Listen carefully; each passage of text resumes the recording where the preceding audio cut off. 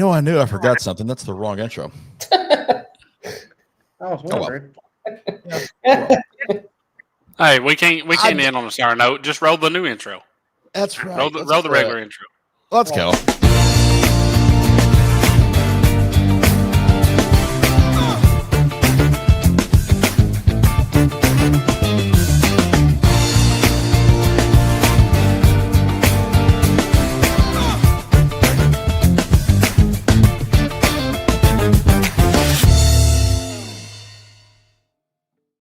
A little bonus there. You get to see both intros for one more time this season. Welcome in, everybody, to 615 Preps Live, presented by AccuWorks. One more Wednesday night down before the semifinals. Black Friday football. A couple days away. Done had to hit that J.O. show that. Yeah. Guys, not many games to talk about this week, but the ones we have, there's some doozies. Yeah.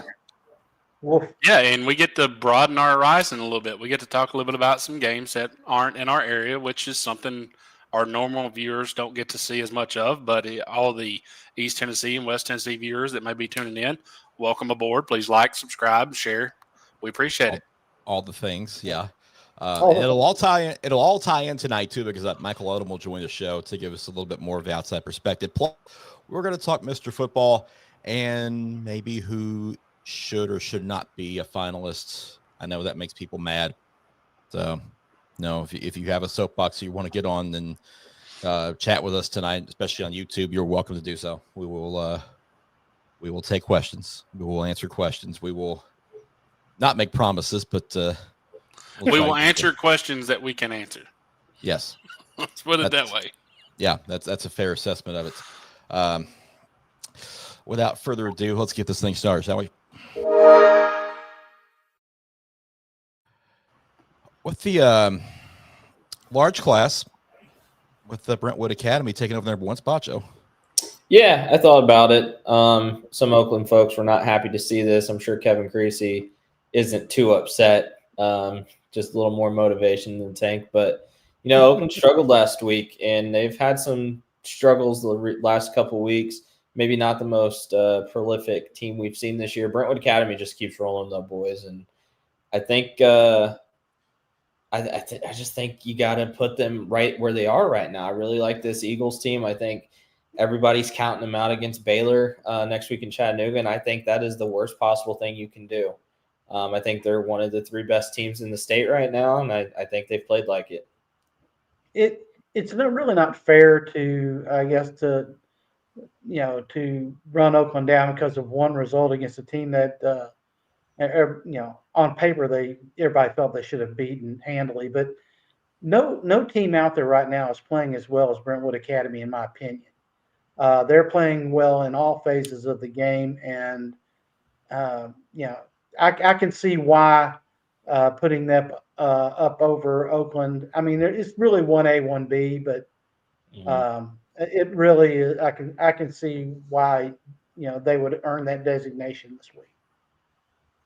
Yeah, 2 out of the last 4 games for Oakland have been games that they trailed at certain points of the game. So Oakland, I wouldn't say that they're not clicking on all cylinders, but definitely finding some more resistance than they found earlier in the season. And Brentwood Academy is just kind of cruising. Yep. Let's see. We'll go medium class here in a second as soon as I can get the right slide up. There we go. Page is number 1, FRA 2, BGA 3, Pro Cone 4, and Beach hangs at 5 even after the loss. Yeah, I mean, I still think Beach played well enough to stay in that top 5 spot. It also helps Springfield losing last week. Centennial keeps rising up the ranks. They're 6. They get a win against Page Friday. It's going to be hard to keep them out of the top 5, but the top 4 teams here, they're all still alive. FRA, BGA, we get the D2AA championship we deserve. Page just keeps on rolling on like the machine they are. And Pro Cone, man, that winless starts of the year is a thing that seems like years ago at this point. The Firebirds are rolling, and they look they look like they're in a really good spot to make it to Chattanooga. Yeah, it's somewhere around week 4. I think they dropped out of the top 5, and And we warned even then that they'll be back. It was just at that point in time in the season, you had to reward teams that were winning. But this Pearl team is really, really good. We knew that they would be really good. They built that schedule to be really good at this time of year. Yeah, and started 0-4, and as you said, we kind of knew that they were going to be in this scenario at the end of the year. But those that didn't and chose to talk down upon the Firebirds, they have kept receipts. So just be ready. Yeah, they have. And, that Marshall County win last week, probably the most impressive of the year for them, 33-7. They go down there and get it done in a big way. Dominant. And the thing about them, boys, they're healthy. Knock on wood, they stay healthy after this week. That's a scary thought that this team's healthy going into where they are in the season. And LJ Funk's lighting them up. Amarian Starnes, Landon left, stop kicking to him or kick to him. Give me a good video Friday because I'm all about it. But they're healthy, and then the teams above them, man, they've been rolling all year. Yeah. And I know Centennial people are probably upset that they're not in the top 5 yet, but I mean they have worked their way up the list. They were unranked 3 weeks ago. Yeah. But they're at the doorstep basically. You go play well on a Friday, even in a loss, I wouldn't have a problem putting them in the top 5. Yeah, so. For sure. Small class, Nashville Christian ruling the roost. Everybody else is done for the year. Yeah, stays put. These are what the small class rankings are going to be at the end of the season. Nashville Christian, we expected them to be playing the first weekend of December. They'll be there. Honestly, thought we'd have a couple more teams make it. West Tennessee was not kind to our area teams last week, and Gordonsville kind of one call in that game really flipped things for the Tigers. Really hope they would be playing this week. Football, it is what it is, though. Yeah, going from 3 teams to none in 2A was a shock to the system a little bit. Brutal. Scott, you had something? No, I was really just going to echo what you just said. Looked like we were going to have at least 1, maybe 2 to really talk about. But again, why they play. You got to play games, and you got to win the games. And unfortunately, and we didn't get that. We'd love to see our the teams we cover in, but just doesn't work out sometimes. Yeah, I had a chance to talk with Coach Brooks last night, and at East Robertson, and he just like he said it pretty much word for word. Picked a bad time to play the worst game up to this point, and in the postseason, that's one of those unfortunate things. Is you're one and done if you have an off night. Yep.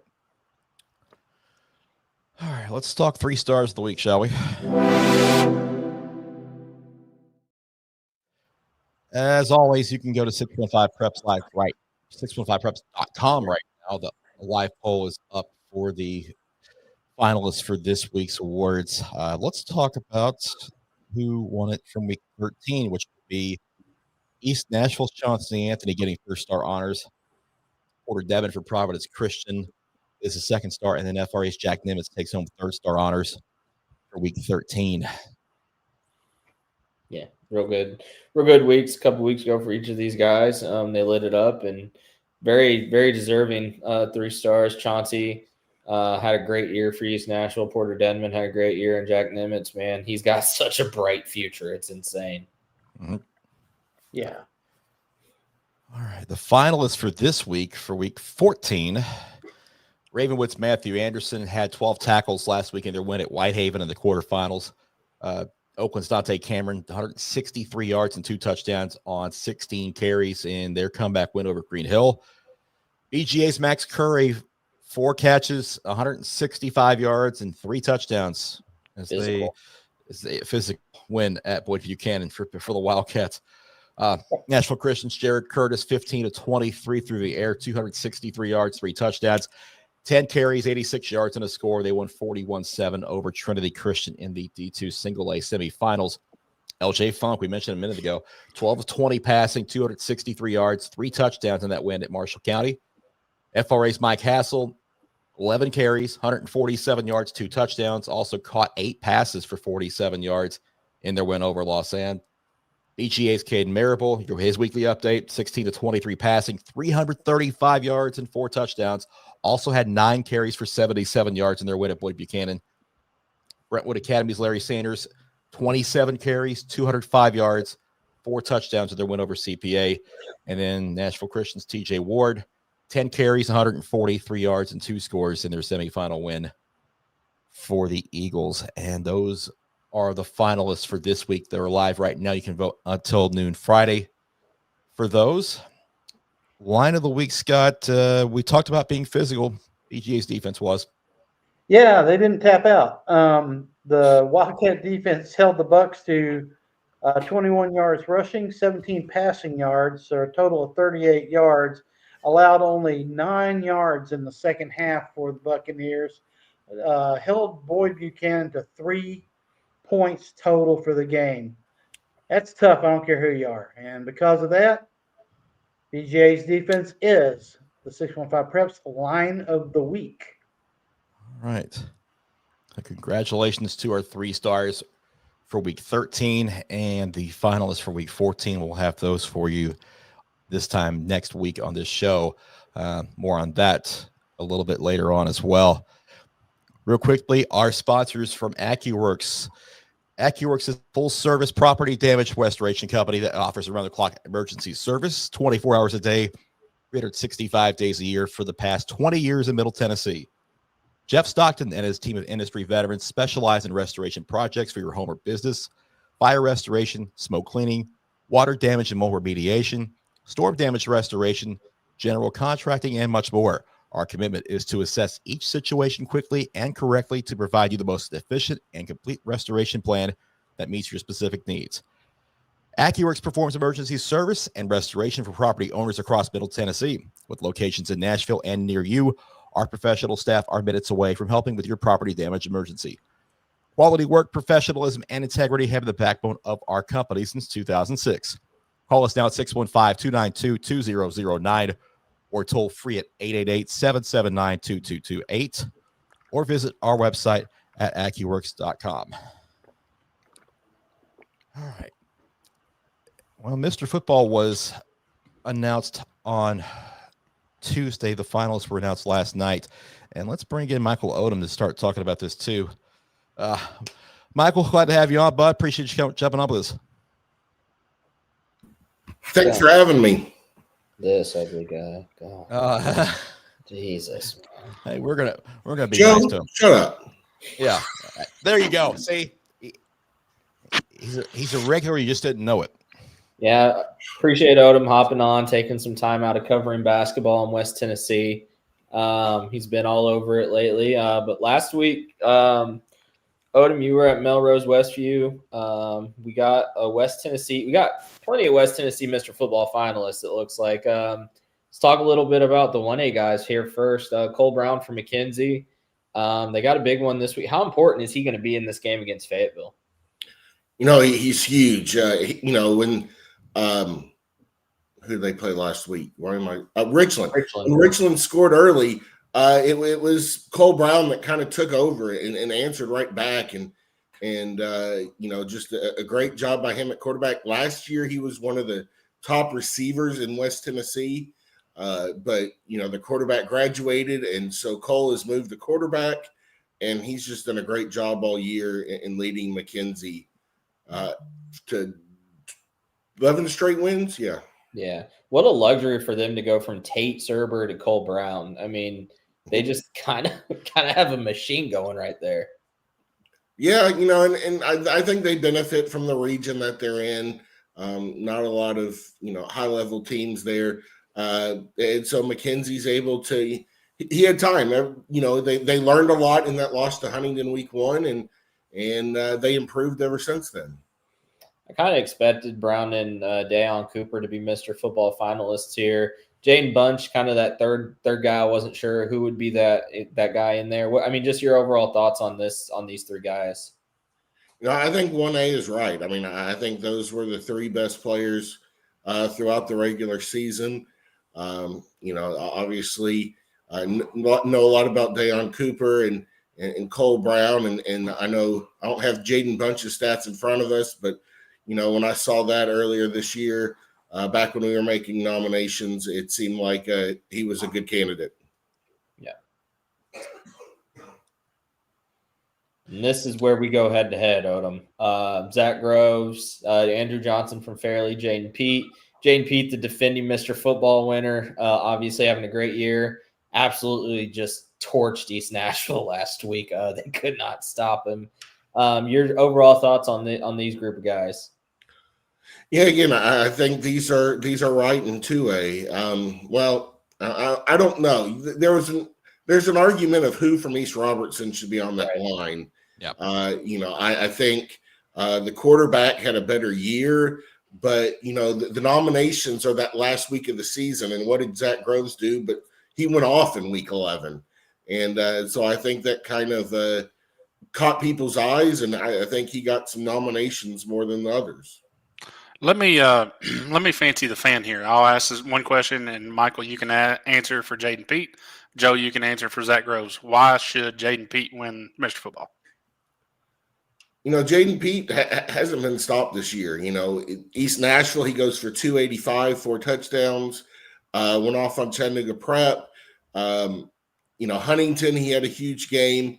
And teams are really not targeting, but keeping an eye on him and trying to stop him.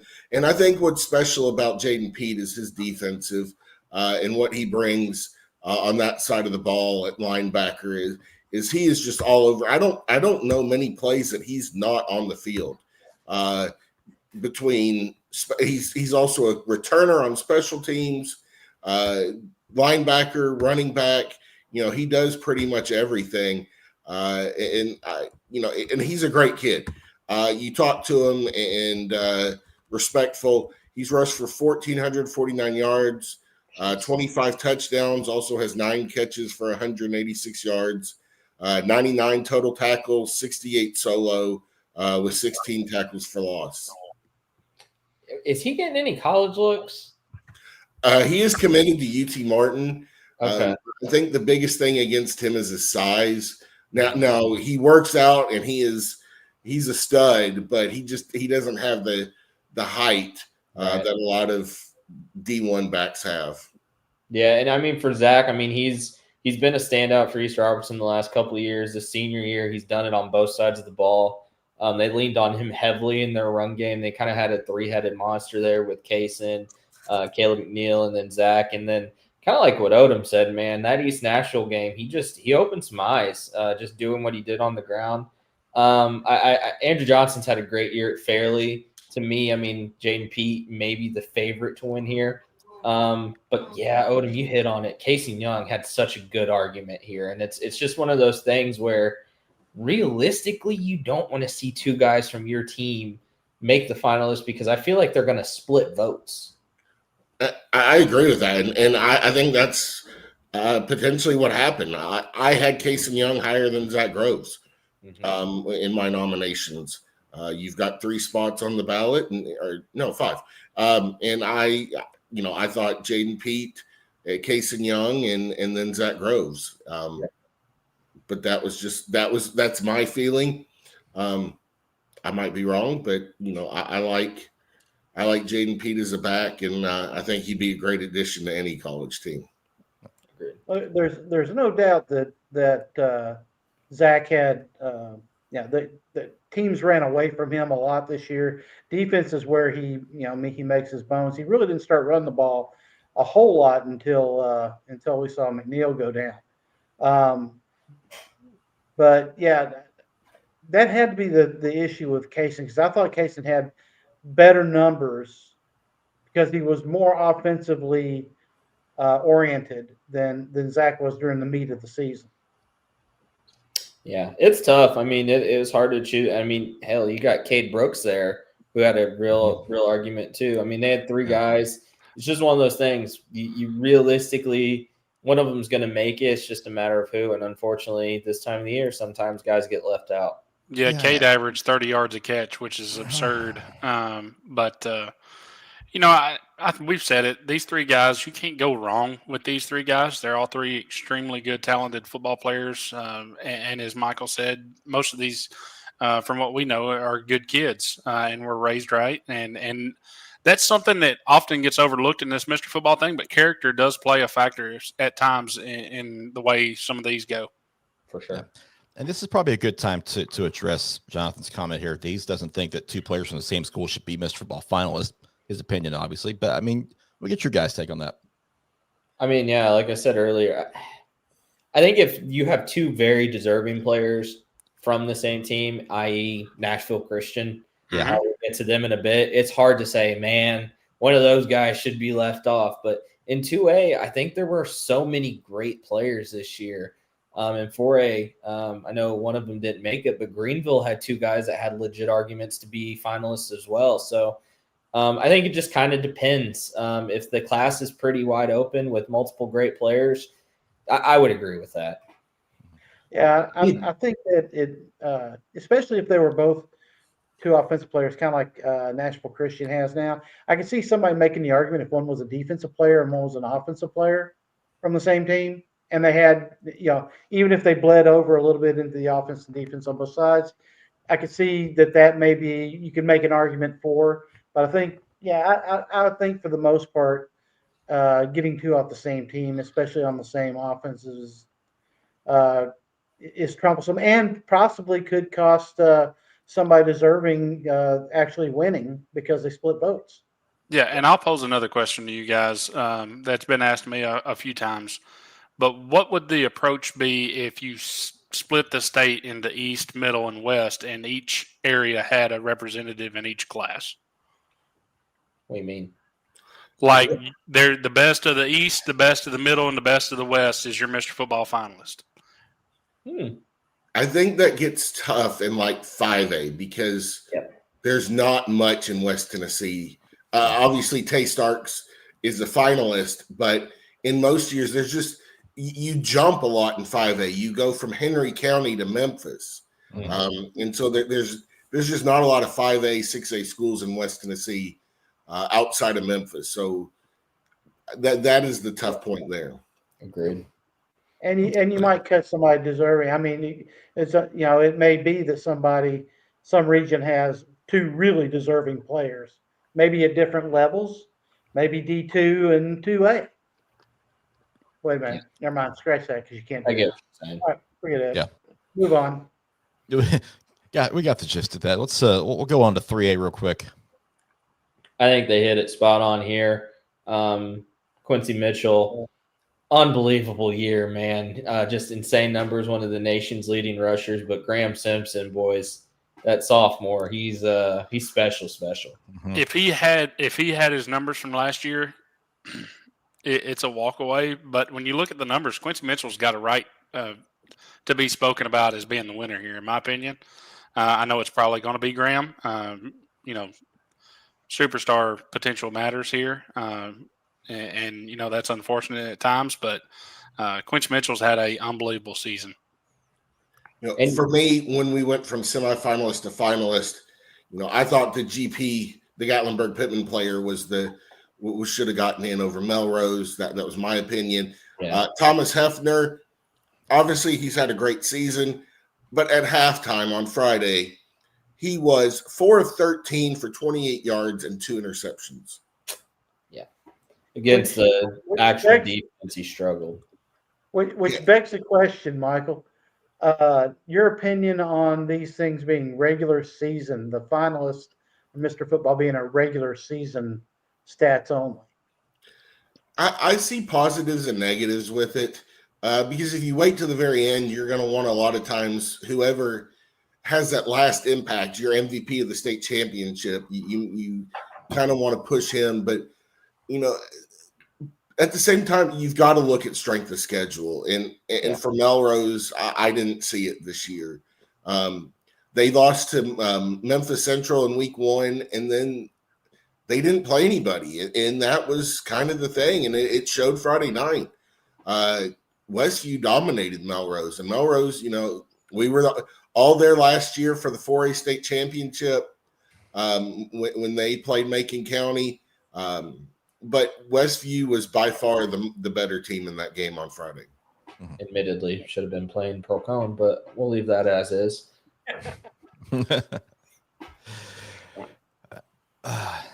On to 4A. I'm perfectly fine with 4A. I think this is about as correct as you can get it. Yep, I think they nailed it. The only person, in my opinion, with even a sniff of an argument, maybe Zay Anderson at Greenville, maybe. Mm-hmm. I agree. Yeah, those were the best three I saw on film. Yeah. For all the chaos 4A has brought us this year, the Mr. Football finalist was pretty simple. Yeah, and pretty big, just outside of our coverage area, but pretty big news this week. Bronson Chaffin has decommitted from Georgia State. Makes you wonder. Mm-hmm. I'll make quick work of that one to go on to 5A. Another one where I think they hit it on the head. I think Cooper Newman, to me, is the favorite, but man, Tay Starks has had an unbelievable year. Kane Long had a great year for Knox Central. Yeah, Tay Starks does it all. What was that?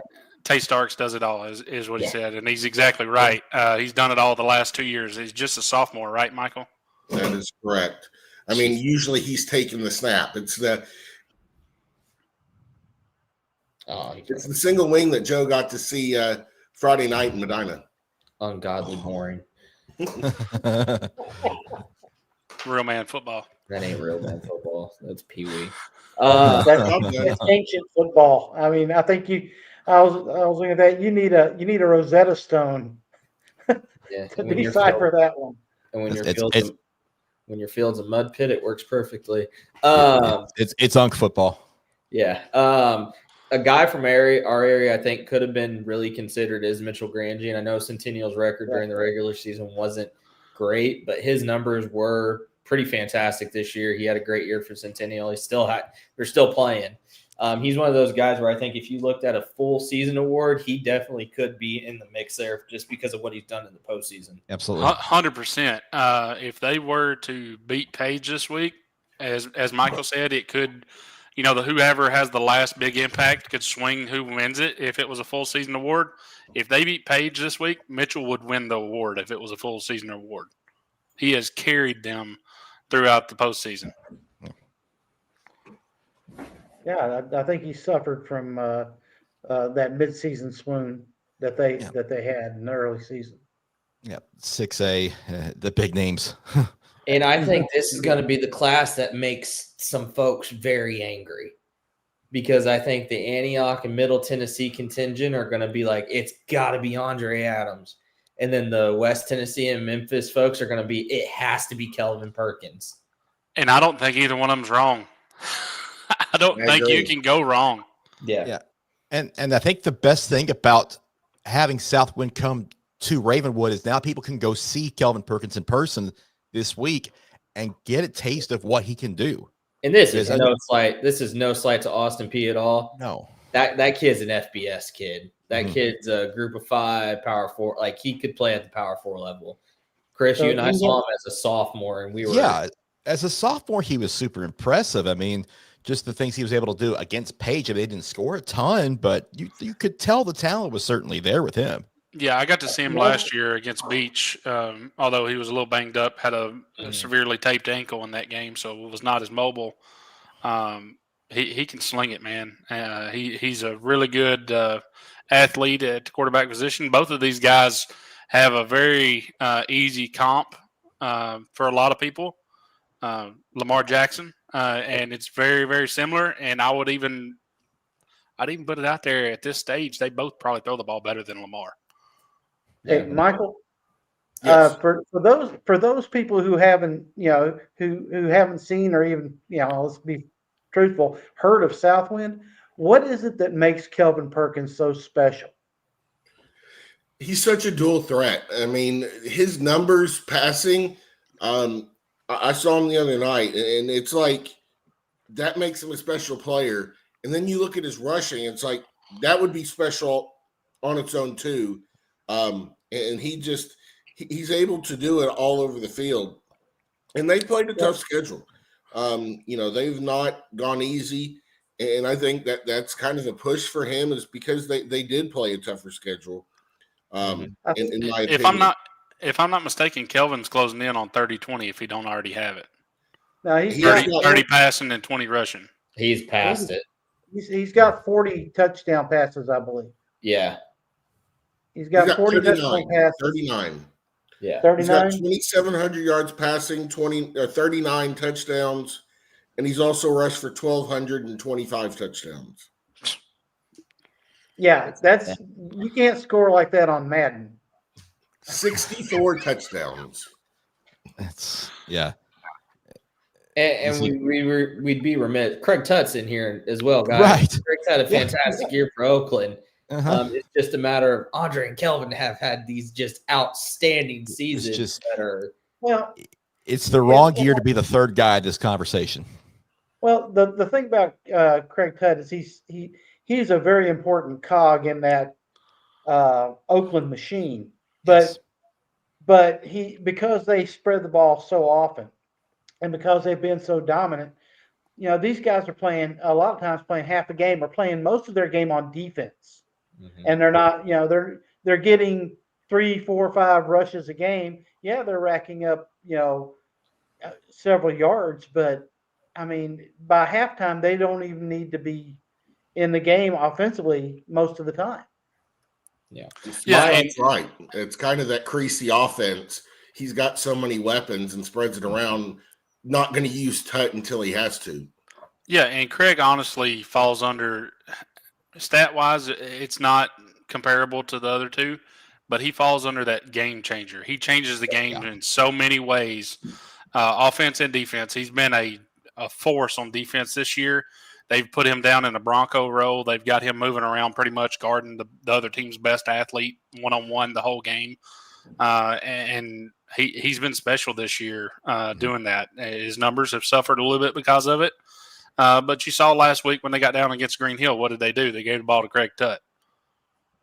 My fear for Andre Adams, because Antioch folks want to give him that award, him getting concussed in that Clarksville game and them losing and then not playing the next week. He just couldn't put up the stats that I think he really, really needed with what Kelvin Perkins is doing.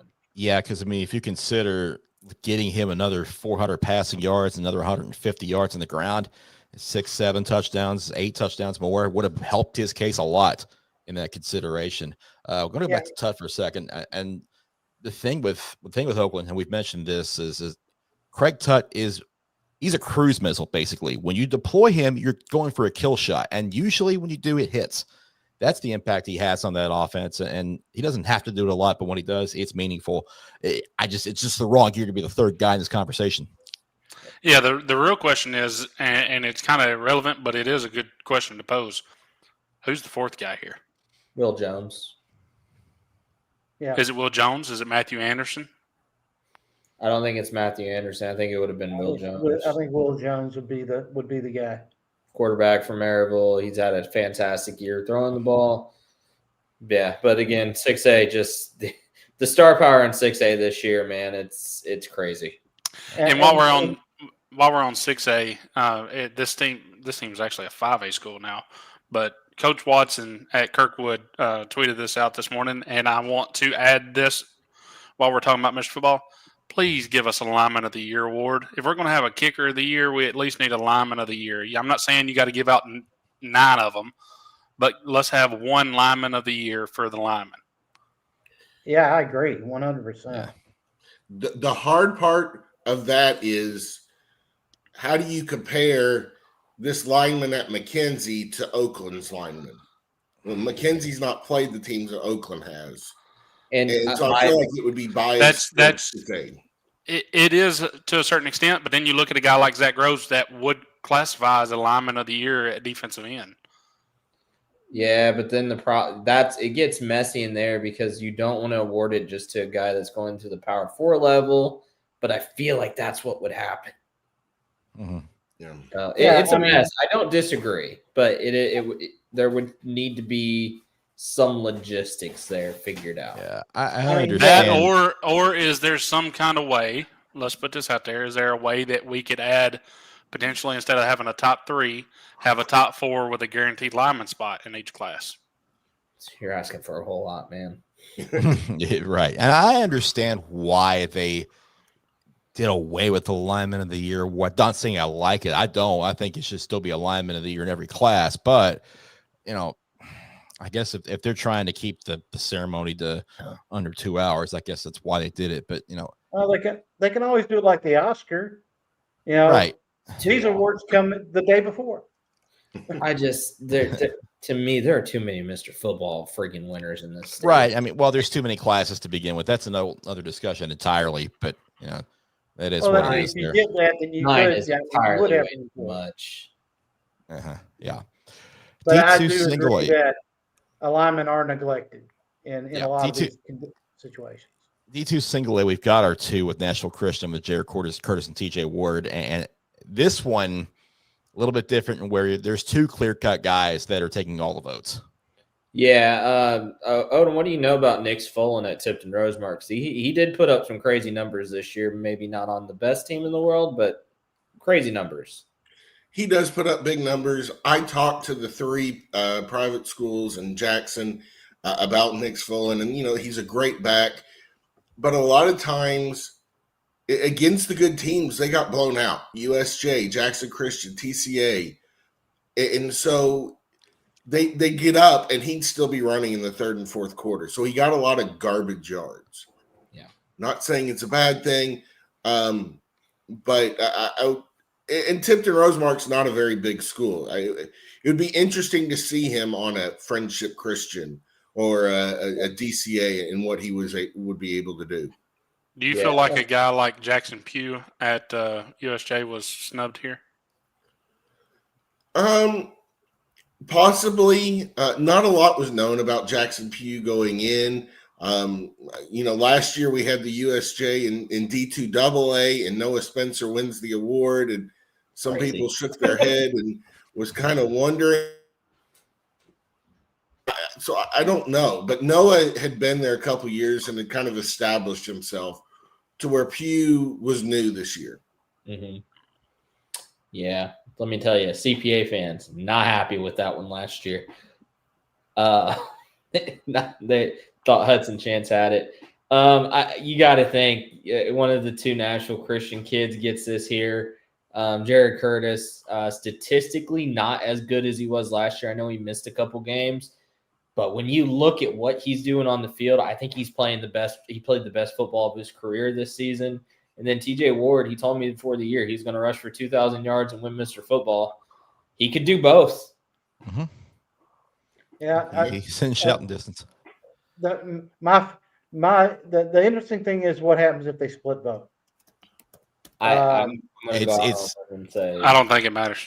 It's going to be one of those two because there's no real third candidate to take him away from him. It's one of those two's getting the votes. That's my opinion.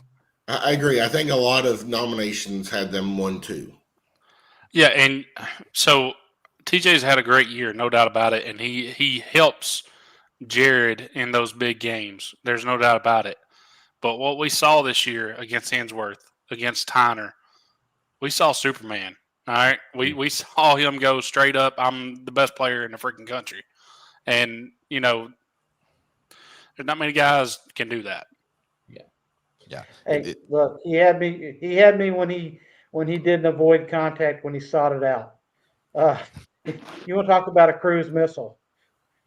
This guy is a full ballistic nuke. I mean, he is just going to run you straight over and blow you up. Yeah. And for Vandy fans who have asked me multiple times what's going on, I don't know. Stop asking me. Maybe who knows? He's still committed to Georgia, and Georgia's probably about to get a 5-star running back. Who the hell knows? Just leave me alone. Enjoy this final game. Can we record that? Can we record Joe saying, "I have no idea"? Oh, it's being recorded now, and we've got this for posterity. So if I need to dig it up, and let's just enjoy one more game out of these two guys next Thursday. They're going to put on a show against a really good USJ team. And by God, we're going to get the uniform matchup Cam and I have wanted. We are getting it? Yeah, USJ is technically the home team. Can we do, Odom, if you know anybody, do babies on white? We don't want babies on babies. Baby's on white. I'll see what I can do. Pull some strings. For clarity, let me text Derek Pritchard right now. It's Fashion Week in Chattanooga. Okay. Yeah. Football be danged. And I'm still very salty that I will not be there for Thursday. My employer will not release me for those games, unfortunately. So, quote unquote, Cyber Week. Week sauce. Week. Yes, absolutely. Anyway, that's my soapbox for the night. DTAA, guys. Shavar Young was a shocker to me here. I know he's put up some crazy numbers this year, but Knox Webb won one game this year. Yeah, they didn't make the playoffs. There's 5 teams from their region that make the playoffs. They didn't make it. I don't understand. If you're that good, you've got to lead the wins. Guys, could you imagine if he was at BA, right? Yeah. Could you imagine if he stayed at BA with what they have now? Yeah, here I could have seen. I could have seen a number of people. Mike Hassel from FRA over Shavar Young. I could have seen the Maddox Maury Porter. Sanders. Yeah, Maury Sanders. I was very, very surprised with Shavar Young here. And nothing against him, but just the season that they had, the numbers were just not. I didn't think they were strong enough to push him into this. But I mean, Caden Marable here, if he, considering what they did to Boyd, and I know it's it don't matter. I know that. But I'm just saying, considering what they did and considering the season that Marable has had, I mean, he's put up video game numbers every week. Well, the fact that Caden has put up those numbers, and when you really look at his playing time, guys, he didn't play 10 games. He played about 7. Yeah. And if you're watching this show every week, you knew what Caden Marable's stats were because he was a finalist for our 3 stars of the week almost every week. He entered the postseason with 1 less touchdown than he had incompletions on the year. Yeah. That's the definition of a runaway train. If he let's pose this question. If he doesn't win it, is this the biggest snub in at least recent history? It's up there. I mean, I don't know. D2AA was a big snub last year. A lot of people thought. Yeah, but I think you could have made a case for Noah Spencer last year. As much as CPA fans aren't going to want to hear that, he had a fantastic year. Hudson Chance really just dominated, especially in the postseason. But this year, man, Caden Marable from week 1 until now, he's a different beast. Yeah, this feels open and shut, honestly. Also, Vandy fans, if you want somebody to go after, he's going to freaking Columbia. You already got Nate Fleming. Marable's in your backyard. Mm-hmm. Yeah. Yeah. D2 AAA. There's no question here. David gave no. Speaking of runaway trains. But little shocked to see Briggs Cherry on here. I know he had a great season. Maybe thought Kashawn Bowman would be on here, but Briggs Cherry has not thrown an interception all year. And then Tyreek King, he's been great. Tennessee fans should be excited about that kid. He's going to be a monster. Yeah, it's the wreck from Quebec for me. I know that it doesn't factor in, but if you needed a reason, if the regular season wasn't enough, look at what he did last week. We need somebody with a cricket to make Scott a shirt for the D2 AAA game. It says the wreck from Quebec with a picture of DGG on it. I just think that he is all that as a running back. I see, barring injury, God forbid, I see this kid having NFL type talent. 100%. He looks and plays very similar to a running back that used to wear scarlet and gray, wears number 15. Mm-hmm. He looks and plays a lot like that. I still have hope that he ends up in Knoxville, but we'll see. Guy was kind of shocked not to see named as a finalist or really even a semifinalist. Larry Sanders at BA. I just think he's had a fantastic season. I know EJ Gibson also has claim for that, and it's unfortunate not to see either of these guys, but everybody's just playing for second here, man. David Gabriel Georges is a different level. Yeah, I could have seen Sanders in for Cherry for sure. Yeah. We'll stay with a BA theme here with the kicker of the year, Tommy Vaccaro. We'll talk about Tommy in a second, but I would love for my Notre Dame Fighting Irish to have a kicker I could rely on, like the high school Notre Dame can rely on Owen Maddox. He's had a very good year, but man, Tommy's got a leg that Tennessee fans are wanting to come to Knoxville. Yes. Well, Joe, Max Gilbert, you may exit stage left. Joe, I'm about 4 miles from Notre Dame. Just tell me who I need to go see. Yeah. Our special team. We need a kicker. God, we need a kicker. It's bad. I will say, y'all did a great job. Most of the time, the best kickers have the best names, and these are 3 pretty good ones.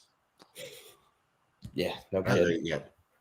Yeah, the all-name team has some definite flair here in the kicker of the year conversation. All right, let's switch gears and talk about the brackets with the classes that are playing this week. We'll go with 1A with South Pitt traveling to Coalfield and Mackenzie hosting Fayetteville. Yeah, objective number 1 for Coalfield is to score points. Nobody has scored on South Pitt this postseason, and I watched a little bit of their game with Clay County. They gave up very few yards in the first half, and offensively, they just got dudes, plural. I know Deion Cooper is up for Mr. Football. He's a finalist. They got Jamichael Butner. They got a few other kids as well. So, this South Pittsburgh team is really, really good. Odom, your thoughts on Fayetteville, Mackenzie? I mean, I know Richland beat Fayetteville earlier in the year, but, man, Fayetteville's playing great ball right now. Yeah, we had a rider up at the Dresden-Fayetteville game, and Dresden was up 1 at halftime, and Fayetteville absolutely dominated the second half. Mackenzie's playing well. They've got businesses in Mackenzie have bought enough tickets for every student to get in the game free. Jeez. Wow. So expect a packed house, a very loud crowd, 3 deep around the whole field. It's going to be something special. It will be a huge crowd. There's no doubt about it. But Joe said, Jesus. Joe, you got to remember we're talking about 1A football here. So 1A football, you're probably talking about 280 tickets or so. Yeah, no. I always forget. Small schools suck. They play at Bethel, right? Or do they play at Mackenzie? They play at Mackenzie Middle School. Oh, huge small school. Another small school staple where the high school may not necessarily have the field. So, Yeah. Well, most of the time in these cases, the middle school used to be the high school. yes, Right. yes, it did. Bethel would be playable, except Bethel only has home stands. There's nothing on the away side. Well, Odom, are you coming here to this side of town Friday, or what's your plan? Are you going to the Dog and Pony Show? No, my boss will be at the Dog and Pony Show. That's with one of my daughters. I will not be at the Dog and Pony Show as much as I want to be there and watch Jaden Pete. Yeah. That should be a fantastic game. I know Huntington, Milan beat up on Huntington earlier in the year, but Huntington is playing just some fantastic football right now. Yeah. Yeah. Go ahead, Mike. Wade Comer knows how to beat Huntington. He did it at Mackenzie. I believe like the last 7 years he was there, and he's now 3-0 at Milan against Huntington. You can't count Comer out, and I haven't seen anybody stop Jaden Pete. Although this was the game Jaden Pete got hurt in last year, and then he kind of limped through fairly and was not 100% against Marion County. But hopefully he stays healthy, and that should be one of the best games in the small schools in the state. For those who don't know, Michael, why is this such a big rivalry? The Dog and Pony Show. It's arguably the best rivalry name around here. I love it. But why is this such a big rivalry?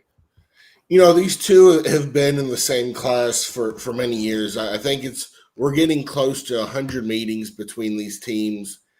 They've met 10 times in the playoffs. This is the third meeting in the state semifinals. Huntington won the first two meetings in the semifinals, but they met in the quarters. A lot of times, whoever won in the regular season didn't win in the playoffs. Both these teams have had great coaches, Mike Mansfield, Paul Ward, John Tucker at Milan. It is just a lot of Eric Swinson now, Wade Comer. It's been a great rivalry that they first played in 1930. So it's been around for a long time, and it's gone back and forth, and not a lot of Milan holds a 54-41 advantage in the series. Wow. And again, you can't beat the name. The Dog and Pony Show is fantastic. It's classy. I really like that. Marion County, Eagleton, the other semifinal in 2A as well. I think Marion County made a statement last week of what they did to Gordonsville. They led by 14. Game got caught tied up, and then a wild call when that game was tied. But Marion County put them away. Is this Marion County team as good as they were last year? I don't think so. But, man, they just keep finding ways to win. Yeah, and, I kind of mentioned that they didn't have the home run hitter, so to speak, in Sam Pickett, and then they break off like 2 or 3 50-plus yard touchdown runs against a really good Gordonsville defense. Outside of those big, long runs, they had a hard time against the Gordonsville defense, but doesn't really matter when you have 3 or 4 50-yard touchdown runs. That Huntington-Milan game is going to be really fun, really fun, though. If Huntington comes out the same way they did against East Robertson, that is going to be, as the great Jim Ross said, a slobber knocker. That's going to be a extremely physical football game. Yeah. Over in 3. Oh, sorry, Scott. Go ahead. I was going to say Zayden Hurst for Marion is just to me he's the guy. Yeah, 3A, Tyner at Gatlinburg Pittman, and then Covington at Westview. 2 really great games. Odom will go with the one that you're familiar with, Covington Westview, yet again, round umpteenth time. Well, the fourth time they met in the past 2 years, Westview's won the last 3. A big difference between when they met 3 weeks ago and week 11 is Covington's running back in that game, Jaheim Smith, is no longer on the team. He was kicked off right after the regular season. But it seems like they've put in a new one, Shanklin, and he rushed for 302 yards, I think, last week against Dyersburg. It's just a system. But Covington hasn't been able to have that type of rushing against Westview. And then Tyner, Gatlinburg Pittman. If you're in East Tennessee and you're not at Alcoa Greenville, that's the game to go to Friday night, folks. Yeah, it's going to be a great ball game. It's a Gatlinburg Pittman team that's really good on the offensive side of the ball. A Tyner team that is really explosive in special teams and throwing the football. And a Tyner secondary that's probably as good as probably top 5 in the state, maybe. They've got 2 guys that's going Power 4, so you don't see that a lot. Yep. On the 4A. We're gonna get such a good state championship game in 3A though. I'm excited. I'm excited for us not to have a dog in that fight, so we can just cover it and just watch the fun play out. Yeah. 4A, it's Alcoa at Greenville, and then South Gibson travels to Procom. We'll start with the top game, guys. It's what we wanted. These 2 teams did not get to play last year, I think, for weather-related reasons, as much as Greenville wanted to play that game. So, if I'm not mistaken, they played the first half. I think I think Greenville had a 10-7 lead or something like that, and they called the game. Yeah, and then they called it short of halftime, if I remember correctly, and they couldn't continue it, and because they didn't count it, even though there's precedent for doing it. Yeah, and Greenville they led throughout against Anderson County. I know Anderson County tied it. Greenville scored late to win it. I Alcoa is just kind of rolling, doing what they do. That's going to be a fantastic game at Greenville, though. That atmosphere is going to be electric. And then the one Scott and I will be at South Gibson Pro Cone. We're going to be on turf this week. I think that's going to matter, and I'll leave it at that. Yeah. Yeah, I think that Pearl's linebackers are playing much, much better, and they're going to be key to stopping the South Gibson attack. And the defensive line, they have the ability to get penetration and disrupt that single wing that they're running. But Pearl's offense, and especially their special teams, I think on all levels, the Firebirds are just playing really, really well. They are. There's no doubt about it. And ultimately what it comes down to, though, is in the postseason time, you can't make mistakes. And the South Gibson defense forced a couple key turnovers last week. Wet field or no wet field, that just, that's a team making plays when it matters to win the football game. Going to be an interesting. Go ahead, Cam.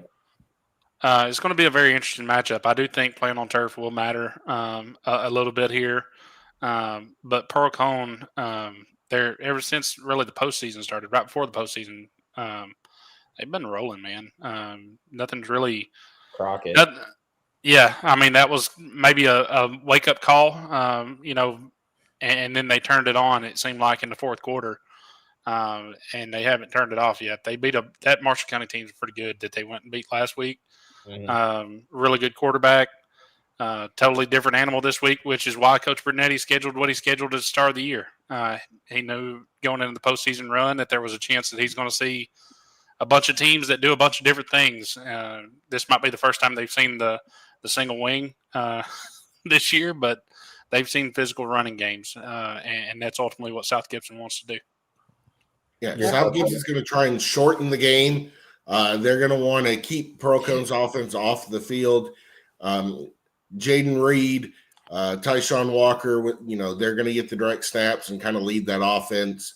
Yep. But it's the blockers up front, Max Pascal, Jack Smith, that have really made South Gibson go. Will speed play a role? Possibly. The key, going back to that Pearl Cone Crockett game, Crockett's running back got hurt on the second play of the game. He went into the game already hurt, so he wasn't 100%. But he went out, and Crockett still played with them. So I think that gives South Gibson some hope. Obviously, if I'm Ben Johnson, I'm looking at that film to try and see what Crockett did. But I would say that Pearl is definitely favored in this one. Will you be there Friday? Will I get to see your ugly face? Joe, I'm going to shove my foot down your throat when I get there. Oh, Scott, you're on video for that. Those of you that have never seen Michael is quite a bit larger than Joe. So. Yeah, that's not a fair fight. Langston he makes a great point. These two teams played last year. South Gibson, Pearl won 36-16. That was LJ Funk's first playoff start for Pearl. I think he's the difference here because I think that they can get their outside weapons going. Even on that muddy field, Springfield's weapons, Jermaine and Jeremiah, they were beating the South Gibson secondary pretty easily. They just, Kaysen, the touch wasn't there for the simple fact of how bad it was. And South Gibson did exactly what they needed to do. They've been rolling, but traveling to Pearl is a whole different beast. And those boys, they're ready to get back to Chattanooga after they feel like they got slided out of that last year. Well, I think that Pearl, it took them a little while, but I think everybody's kind of settled into their roles now. Landon Leff is a tremendous defensive player and a great special teams guy and plays offense, but his role has been special teams and defense really this year. And Starnes has been kind of the primary back. But the emergence of Steven Salter at the wide receiver spot and the improvement that LJ Funk has made this season, I think is hands down why they are playing so well towards the end of the season.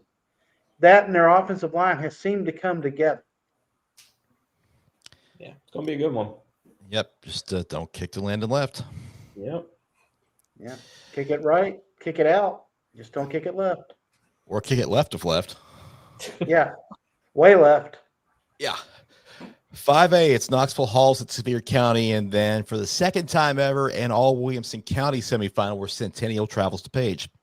Yeah, Mitchell Grangine. Score on that Centennial Henry County game, a little off. It is what it is. Page Centennial, this is Mitchell Grangine's get-back game, he hopes. Former Page Patriot himself. He knows that defense. He knows those players. It's gonna be electric. And then Sevier County Halls, man. Halls is the Cinderella team this year.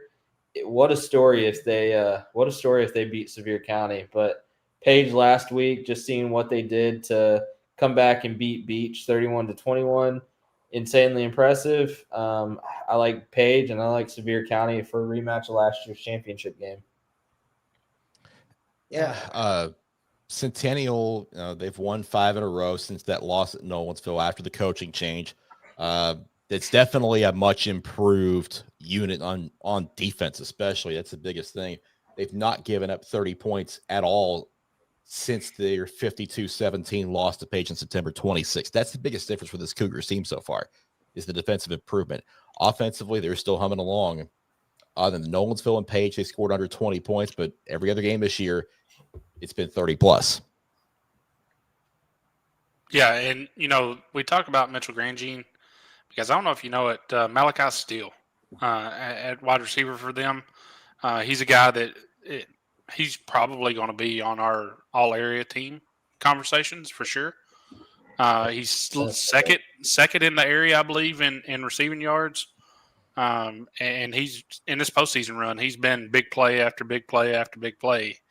It seems like every time somebody scores on Centennial, Grangine just throws it up. Malachi Steele runs and catches it and takes it for 6.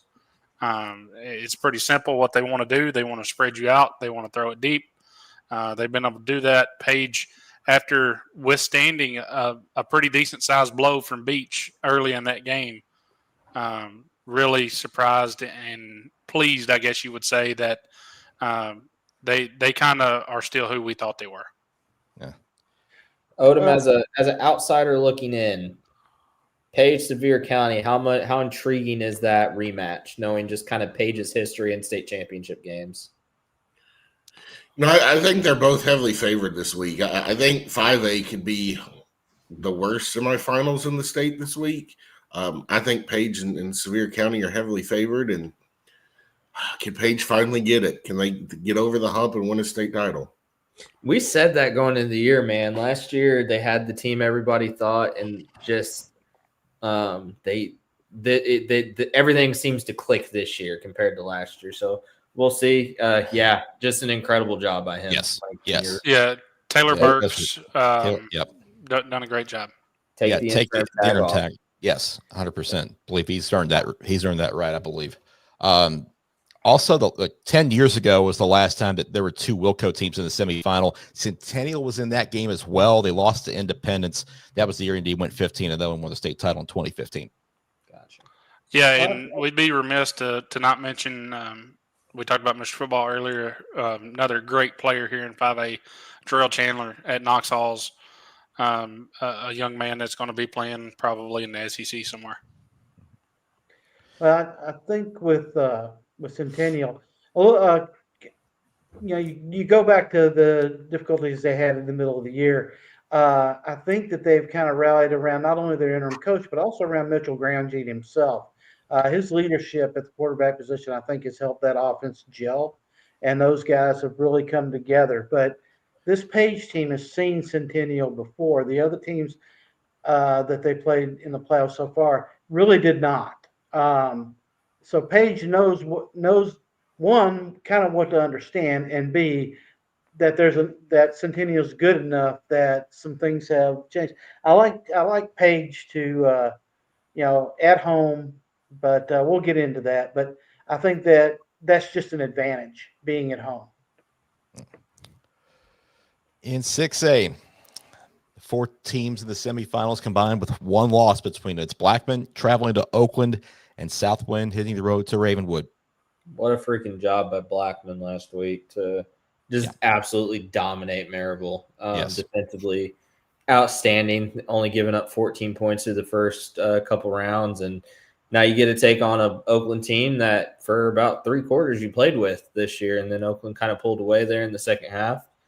And then, man, can Ravenwood finally get over the hump and get back to the state championship, or does Kelvin Perkins and that Jaguars offense do them in? It's going to be a fantastic game. We'll have a couple guys there. It should be a fun one. Yeah. Michael, what can you tell us about the Southwind team that they're going to that Ravenwood's going to face? I think they're very battle tested. They've played all the tough Memphis teams, and they've stood up to the challenge. This isn't, it's not the Melrose where they played a weak schedule. Southwind has been tested, and going through the playoffs, beat Collierville by 21 last week. They beat Lausanne, destroyed Houston, beat Briarcrest, beat Whitehaven, who made a run in the playoffs, beat Germantown. They've beaten a lot of good teams, and they've not really been tested. Other than that Briarcrest game, they won 48-42. And it's because of Kelvin Perkins and his ability to throw and run and make plays all over the field. Well, we already know who's going to play next Thursday in Chattanooga with the Division II championship games having been decided. It's Nashville Christian and USJ that will play in the single leg game. That's the middle game on Thursday. It's like a 3 o'clock Eastern kick. Odds on USJ winning this game, Odom, high? No. I say they have about 15% chance of winning this game. Yeah, no, it's tough. I mean, nobody's been able to beat Nashville Christian. Everybody wants to come at Jared Curtis and TJ Ward saying they're overrated players dominating a lower class. They've beaten everybody they've played this year, regardless of class. Even on nights where Jared's not throwing the ball well, he'll just run it down your throat. He ain't afraid to run through you. And then TJ is the same exact way. And then you talk about the guys outside, Kane Grigsby, Javin Drullo. They just got so many weapons. You can't focus on stopping one guy. So that's going to be tough for USJ. It'll be good to see the Bruins back playing for a state championship, though. I think it's good when they get to do that. Yeah, they've got a history of making it, but they've never won a state title in all their history. The only team in Jackson to win a state title was Jackson Christian back in 2006. Yep, that was a 19-6 win over Friendship Christian, and John Michael something, the quarterback for Friendship Christian, had 6 interceptions, which is still a state championship game record. Not one you want to hold. No, not at all. It's a dubious distinction there. The D2 double-A game is the first one on Thursday, and boy, is it going to be a doozy. BGA and FRA will get round 2. I hate that that's the first game. Truly hate it. Deja vu all over again. Yeah, I mean, can FRA repeat what they did week 6? It's going to be tough, man. BGA is rolling. Maddox Porter's, I mean, he's a freshman just doing what he does. Caden Marible's. But, I mean, these two teams just match up so well with each other. FRA, we question, can they play a full 4-quarter game? Because, there have been times this year. I mean, hell, South Gibson week 1 gave him a game for a little bit. This is the time to put that full 4-quarter game together. I personally, just looking at the matchups we have right now, I think this could be game of the weekend. Yeah, I think it's got a chance to be a really, really good one, and a name that does not get mentioned that had a big impact in the regular season and will have a big impact one way or the other in this game. Jaden Rush. Oh, yeah. For sure. Well, I think another name that does get mentioned a lot, but we have to remember he only played a half, and it was a half that FRA came back. Is Jack Nimitz. This was the first game was his coming. It was his debut in the second half. In the second half, they lit up BGA. So a full, Jack Nimitz with the second half of the schedule and a full game against BJ could make this a really, really fun game. Let's not forget the impact Nate Fleming coming back to the lineup had for BGA too. He played on a torn meniscus for the majority of the season, had surgery a little bit over 3 weeks ago, came back for the Boyd Buchanan game, and is going to be in the championship game. That is definitely a big pick-me-up for them. He's good to go, boys. I was talking to him the other day. He's ready. He's so excited about this game. He realizes how much of a challenge it is, and he's gassed up. As they Vandy fans, you guys should be excited. As they like to say, dog. That's all you got to say about Nate. Yeah, another game you can't forget, or another name you can't forget. Elijah Hernandez, unbelievable year. I mean, there's just this. You talk about. We'll get to the D2 AAA game here in a minute, but there are just so many names in this game. It's insane. So many future Power 4 guys. And the coaching matchup. Coaching matchup's incredible. Yep. AAA's got a battle of unbeaten as Brentwood Academy. Baylor will get the nightcap Thursday night. Two best D2 AA or two best D2 AAA teams going at it. It's what we wanted. It got rained out week 3 or week 4. We get it finally.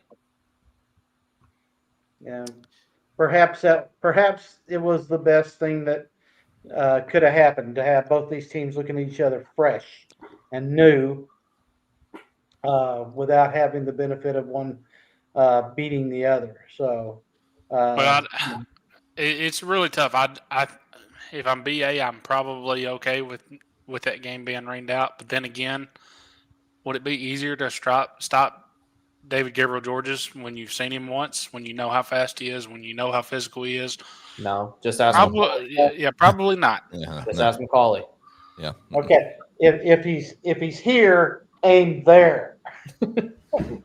Odom, what are your thoughts on David Gabriel Georges? I mean, this kid, unreal talent. He's ripped too. I mean, my gosh, he has got the body of a 20-year-old man that's been playing college football, and he doesn't speak English. He actually spent the summer working on his English just so he could have basic phrases. His parents speak none at all. I was told that when he went up to Tennessee for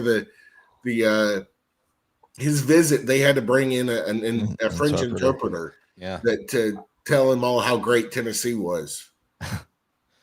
Then you just watch him on the field, man. It's a lot of the comments are not great when you talk about him, but he's a freak athlete. He's the comments can be whatever they want to be. If you want to see, as Scott said it earlier, barring something crazy happening, that kid will be in the NFL. Yeah, I agree. Yeah.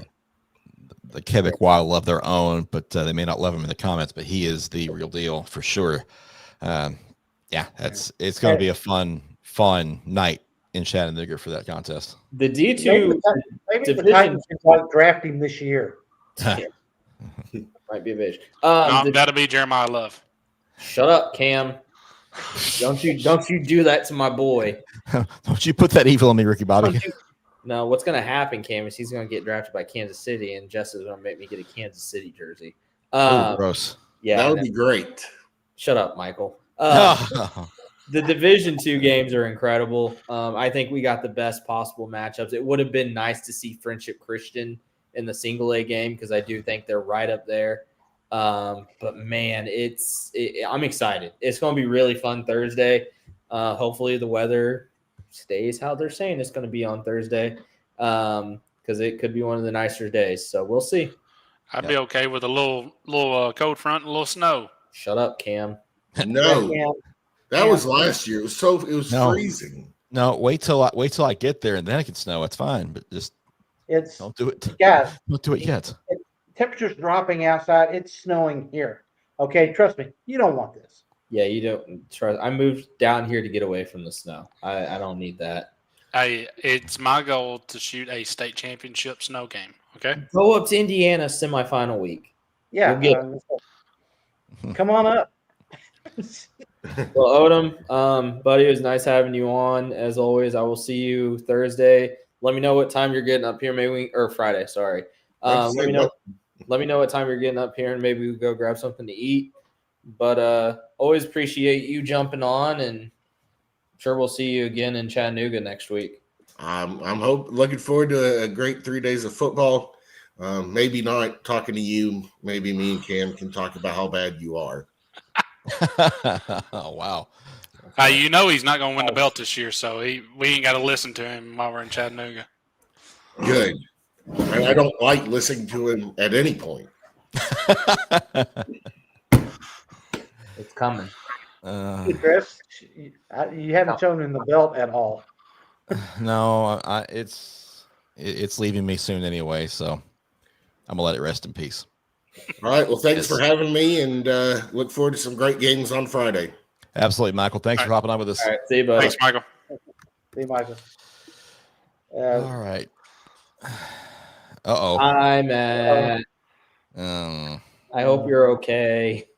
Well, Yeah. he's here. He's here, so at least he's here. Yeah. That's better than not. Better than not. All Hey, right. it was a good game. It was that. Mhm. But, Hey, Let's take care of some. If it makes you feeling better, Matt, at least you got a big thing of banana pudding to snack on. Scott. dang, Scott's having flashbacks. You've triggered PTSD in him. Stop it. All right, let's take care of some business real quick. Water damage. It can be as small as a leaking faucet or as catastrophic as a flood. Regardless of the source, water damage wreaks havoc on your home or business's walls, floors, and furniture, and can lead to mold and other health risks. AccuWorks can start water damage restoration services immediately, removing all potential risks and restoring the affected areas. The experts at AccuWorks will determine the extent of the water damage in your property. We can handle any size of water breach, from a small plumbing malfunction to a major sewage backup or storm flooding. AccuWorks conducts water removal from your home using the most advanced equipment and techniques in the industry. And once your property is dry again, our restoration and remediation experts can also repair any lasting damage. There's no need to call another contractor for water damage restoration. AccuWorks handles everything from beginning to end. If you're in Nashville, Clarksville, Cookeville, or areas in between, it's time to call the water damage experts at AccuWorks. Call us now at 615-292-2009 or toll free at 888-779-2228 or visit our website at AccuWorks.com. AccuWorks Restoration, a proud sponsor of Tennessee High School Athletics. All right, let's bring everybody back in here. People were wondering where the apologies are this week. Unfortunately, with as much of a loaded shows we've got, we're sorry. We're not going to do any apologies this week. There you go. Yeah. Somebody asked. He could. He very well could. Nobody's saying he's not. He shines on the biggest stage. How does that make sense? We're talking about him playing in the NFL. Yeah, I was going to say, what part of NFL ready did you miss? What we're saying is he could go for 250 and it'd still be a 45 to 42 game. Right. Yeah. It's definitely possible the way these two teams match up. Yeah. So no, I do think he's gonna have a big game. Absolutely. But that's the thing. You know he's going to get his yards. You have to try to minimize his impact. Yep. And I'm sure that Coach Wade is developing a game plan to address just that. This is where having Bennett Spillman helps, man. You have that big body up front that he can plug up that hole. And again, Cam said it on Saturday. It's really going to come down to Brentwood Academy's linebackers, how well they play. Yep. And they cannot afford busted tackles. They got to tackle well. Basically, watch the McCauley tape from both games this year and do the exact opposite of what they did. Yeah. That man rushed for almost 1,000 yards against McCauley. Let's just think about that. Just dirty stuff. That's what. Almost 800 yards. Yeah. I'd have to have oxygen about halfway through the first. If there's one thing I would watch, go back and watch last year's state championship game. Yeah. He was hurt. I don't care. They stopped him. He was played hurt. and they stopped him. I understand, but trust me, he was not there. Matt, that's a cold. I'm sorry. Even I wouldn't have gone there. I'm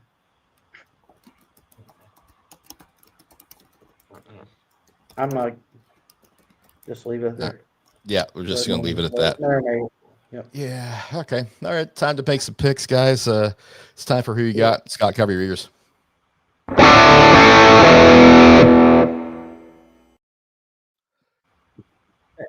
some reason that sound didn't come through. Nice job.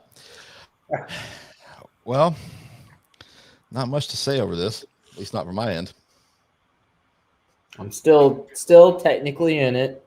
This week is big. I just need a couple things to fall my way. I'm not in last. Yeah, Joe, you could use another Lone Wolf win this week. More on that in a minute. Let's start with the games that are outside of our area first, then we'll come back to the ones that are in it. We'll start with 1A with South Pitt at Coalfield. Isaac is going Lone Wolf at Coalfield. The rest of us are on South Pitt. He's sticking with his pick that he made before the playoffs. Got to respect it.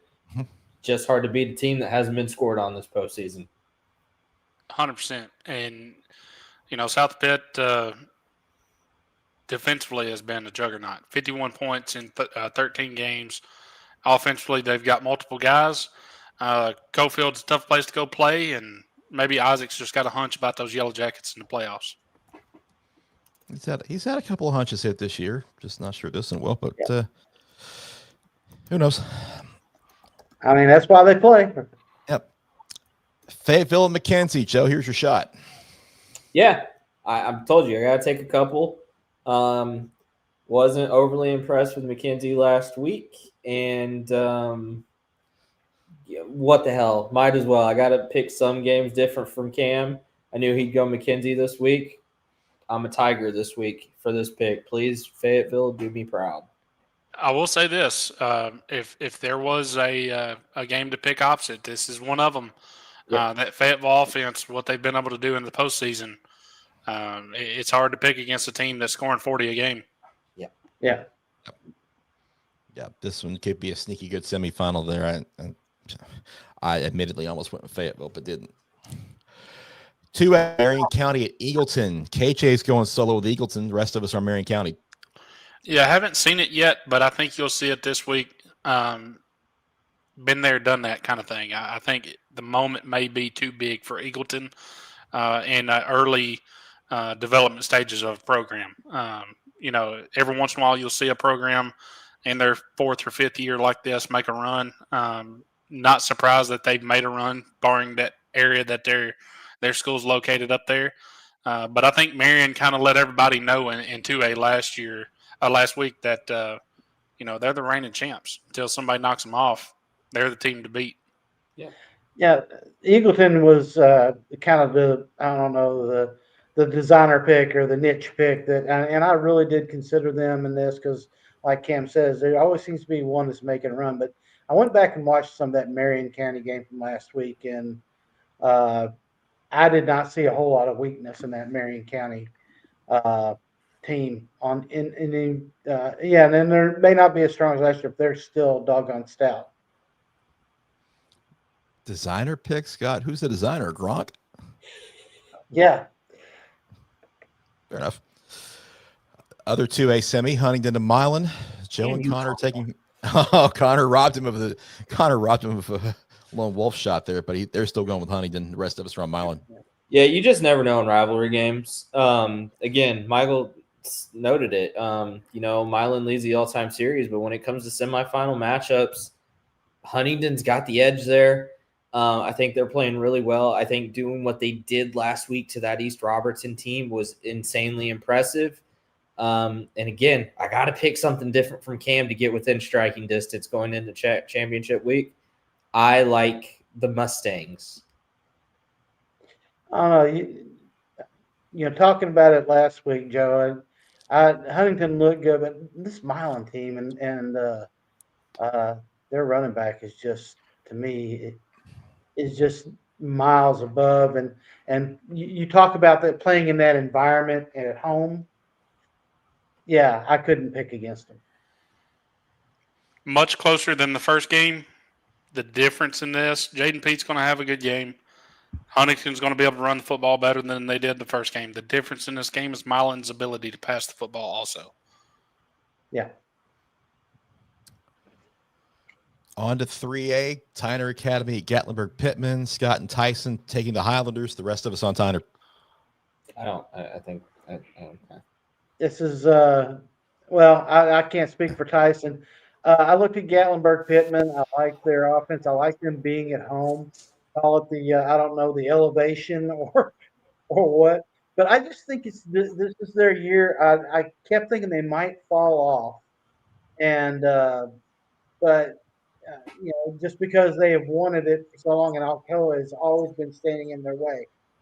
I just think that it's Gatlinburg Pittman's year. I think the Highlanders are. I think they're due to go to Chattanooga. Yeah, Yeah. I flip flopped on this one a lot. I really wanted to go Pittman, but Tyner, to me, they're just kind of a machine right now, and I think we're due that Westview Tyner championship. However, the atmosphere at Pittman Friday night is going to be electric. Yeah, they're super excited. There's no Alcoa between them and a state championship game. Mm-hmm. They're super excited about that. They have a great shot to pull this off on Friday. Tyner's ability athletically to make big plays happen, whether that be on offense, on defense with fumble returns or pick sixes, and on special teams. Tyner is just so athletically gifted from top to bottom. It was hard for me to pick against the Ram train. Yeah, if Atmosphere won championships, Gatlinburg Pittman will win it right now, but they do have to play him, and Tyner is a formidable foe on that side of the bracket. I couldn't go against him. Other 3A semifinal, Covington at Westview. KJ is going Covington, rest of the Chargers. I love that KJ's trying to make a run at me, and then he makes picks like this. Westview owns Covington right now. They have no answer for Graham Simpson. And kid that did not get enough recognition last week, Asa Barnes. Big game here. I was about to say, to me, it's not just about Graham Simpson. He has weapons around him. And if you watch the film from last week, Asa Barnes went off. And he was driving piles and hitting the holes, hitting the spots. To me, he is the key to this game. And I think that, he is tremendous. I know Graham Simpson gets a lot of the press, but Barnes should not be overlooked. No, not at all. You looked 2 weeks ago against Westmoreland, a really good rush defense for Westmoreland. And Asa Barnes, I believe it was 7 carries for like 240 yards and 3 touchdowns. So Alcoa and Greenville, we're more split on this one than any other. Yeah, I picked Greenville before the postseason. As good as Alcoa has been this year, I think Greenville's been just as impressive. Would not shock me to see this go either way. I like the Green Devils at home. They were my 4A favorite going into really most of this year. I'm going to stick with that pick. the two teams that have given Greenville the most difficulty on offense, Sevier County and Upperman. Both of those teams possess a quarterback that can throw the football and run the football, both at high rates of efficiency. Alcoa with Thomas Manu is the exact same way. He may be the most efficient quarterback in the state. Up until a couple of weeks ago, he was completing like 86% of his passes. So unbelievable efficiency rate. Jameer Dean out wide for them. He's a great basketball player. You'll see him in the state tournament in basketball as well. But he's been unbelievable for them at wide receiver. And then, last 2 weeks ago against Upperman, you saw them go to Upperman, handle Upperman's physicality, which is what Greenville's going to bring to the table as well. Greenville's an extremely talented football team, but they're very, very physical. Alcoa answered the bell 2 weeks ago, and I look for them to answer it again this week. I initially had Anderson County coming out of that bracket. Greenville beat Anderson County, so I'm going to go with the team to beat them. Make it easy. But now that I say that, Alcoa is probably going to win the game. Yeah. Knox Halls at Sevier County. We'll get to the other 4A semifinal in a minute. Halls is Scott's pick, so I'll let you go first with that one. Well, I mean, I'd love to tell you that I have some, tremendous insight, but Halls is just a feel-good story, and my gosh, it's the holidays, and who doesn't want to feel good? You want to deck the halls with gold balls, don't you? Yeah. What Cam just said. Maybe. No, to me, there always seems to be one team that makes it that people don't see coming. I think it's this Hall's team, and I think they have a chance.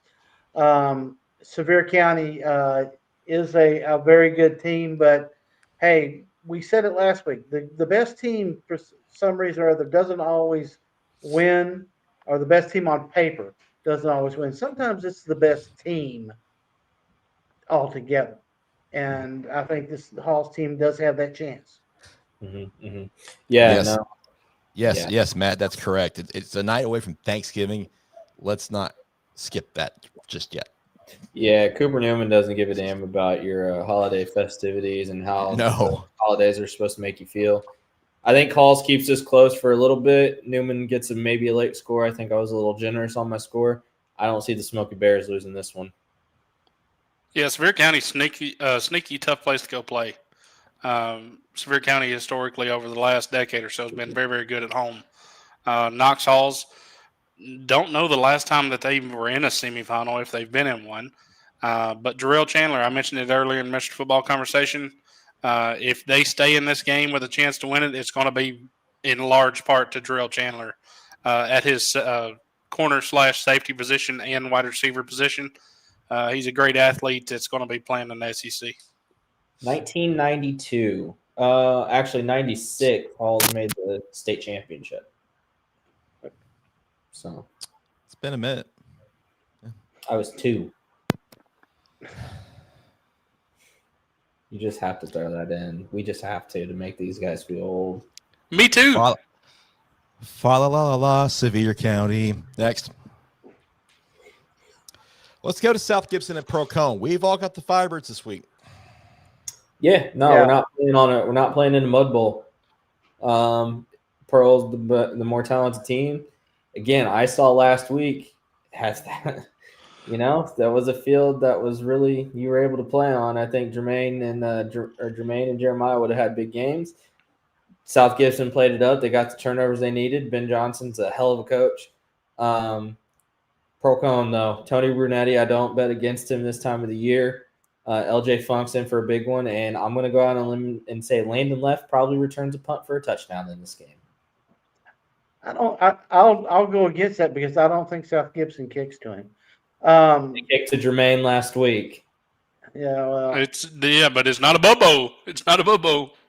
Yeah, exactly. They're not playing. Yeah, they're not playing in a Irish bog.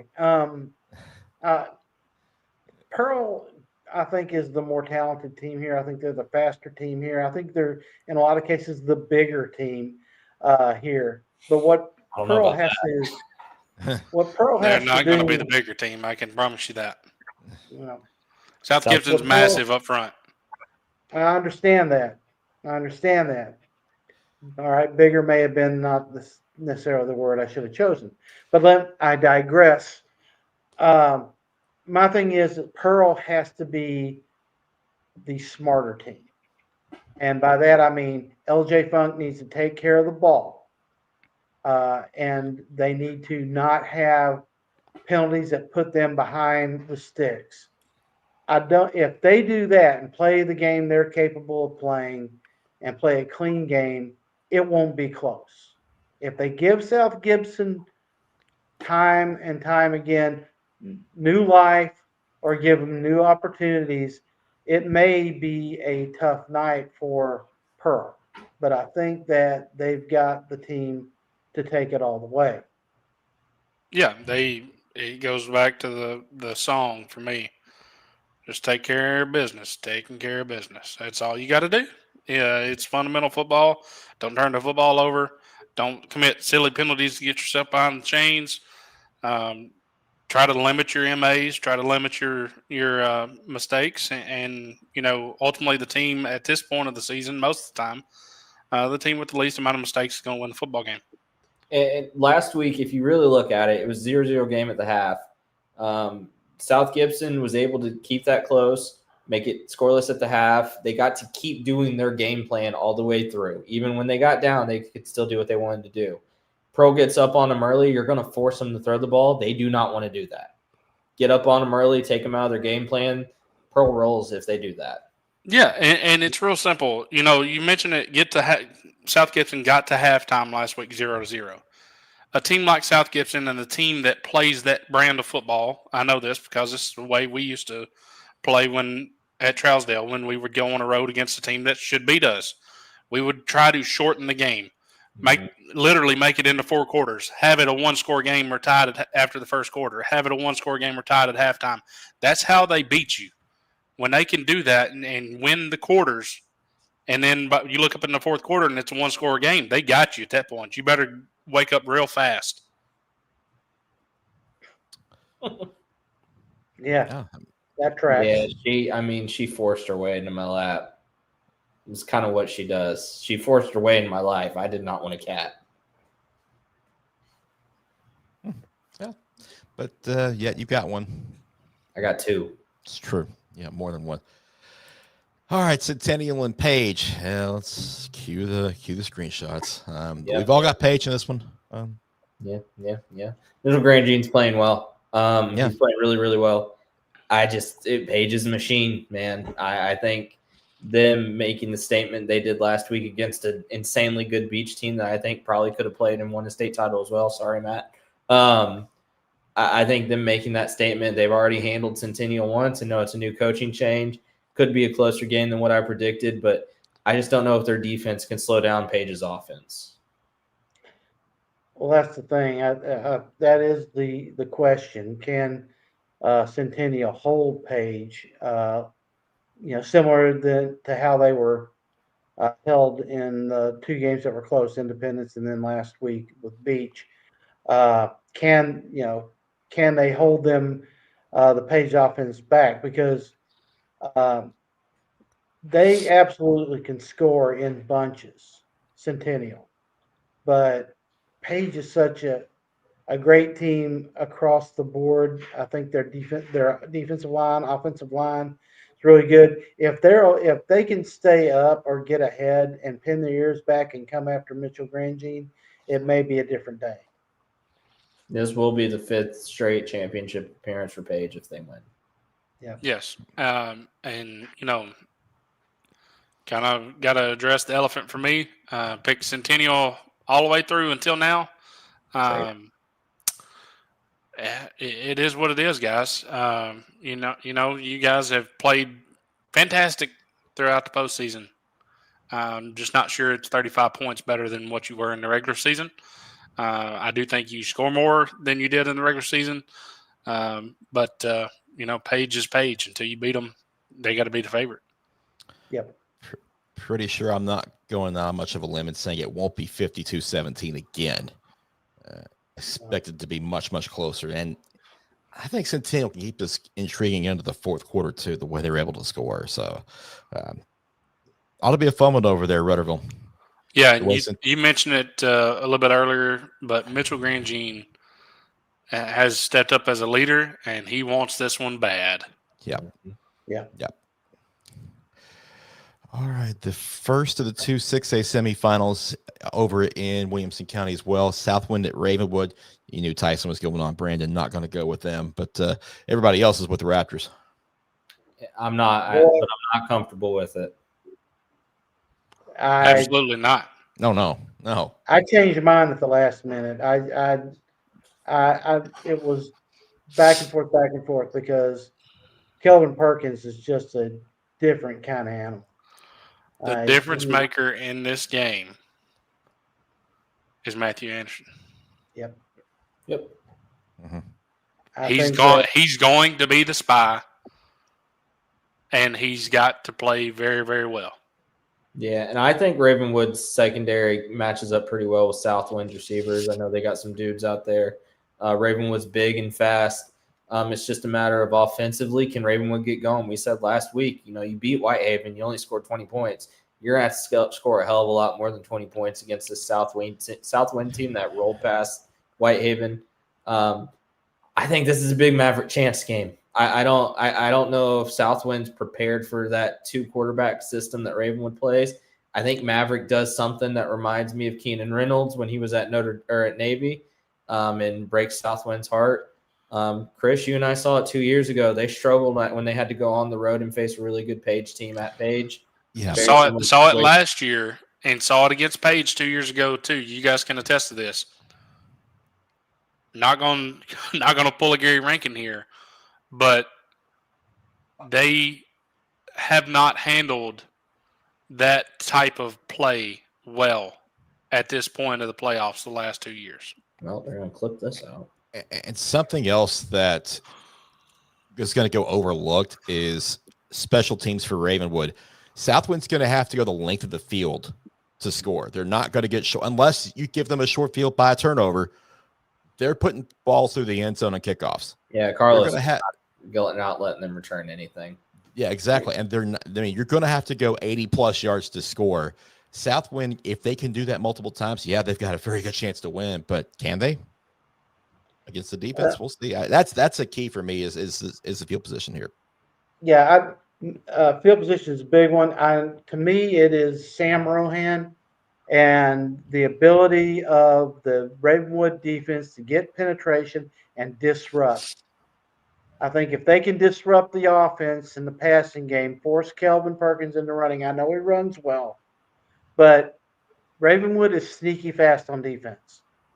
And if they can do a good job of keeping him in the pocket and then let those big guys up front do their work, I think Sam Rohan gets maybe forces a fumble or two, gets them turned over, gets it to be a score or a two-score game maybe. I think Ravenwood, can walks away pretty well. This gets into a track meet, then I think Ravenwood's in trouble. I just don't think that Ravenwood will allow that. That brings us to our last one. No cats involved in this game, but Butch is going to pick it anyway. And we're coming down to the home stretch, and we have a first time ever lineup. Butch is already ready. Who you going to pick between Blackman and Oakland?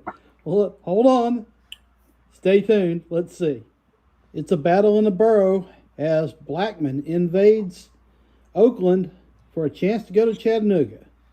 All right. Release the picker this week.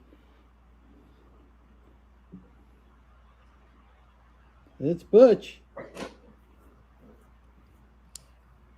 Butch is going to make his decision. Butch has made his decision. Butch is going with the Oakland Patriots. Well, Butchie. So it is KJ going by himself with Blackman. Yeah. Yep, and Blackman's going to say, "You guys don't believe in us."